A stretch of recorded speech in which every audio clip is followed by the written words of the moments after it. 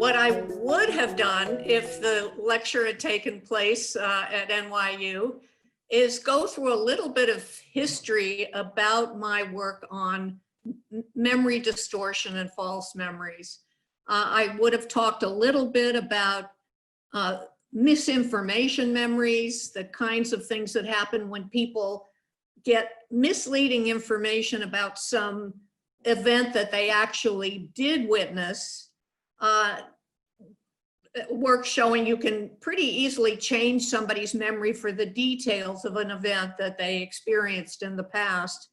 I would have talked about more recent work that shows that you can plant entirely false memories into the minds of otherwise healthy people. And I would have talked about, some new findings, a few new findings, things that were only published in 2020 or late 2019. And basically that would have been what I was planning to talk about.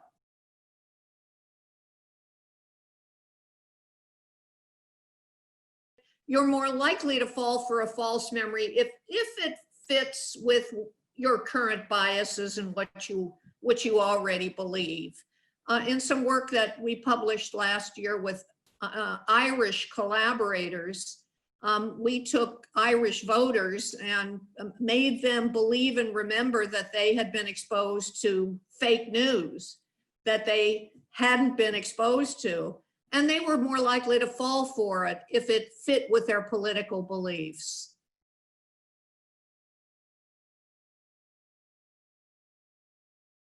Many prosecutions are based on eyewitness testimony.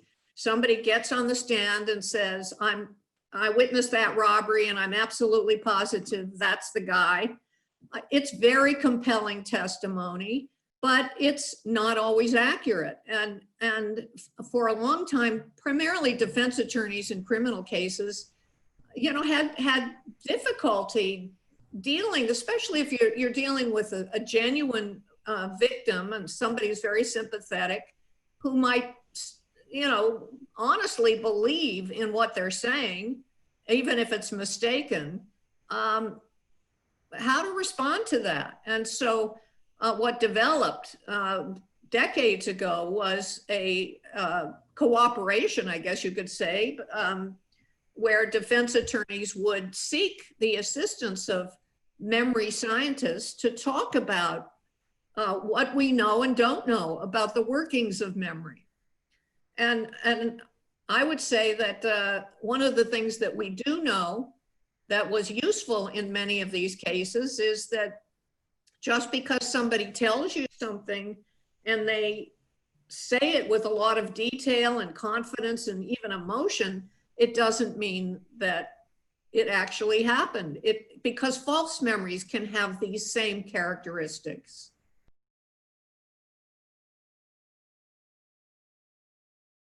In terms of Weinstein, I do have to say that before I went to New York to testify, when it looked like I might, I told my two deans, the dean of the school where the psychology and criminology departments are, and then the dean of the law school, I said, I just need to let you know that I'm going to do this. And I don't know, there may be some people who are upset about it, but I'm just giving you a heads up.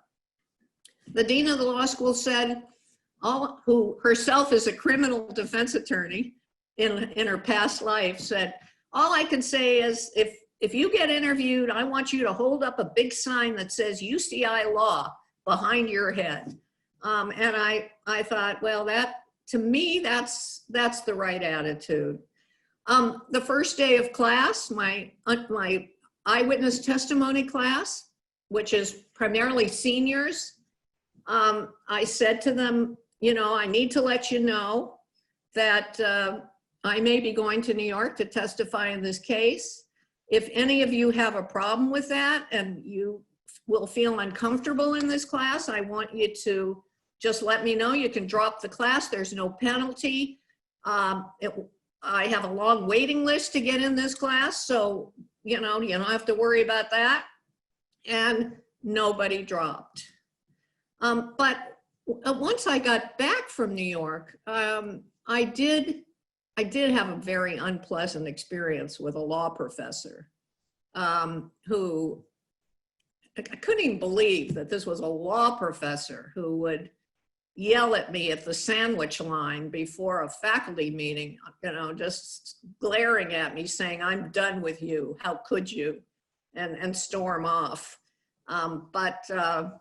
Anyhow, there was the sandwich lady.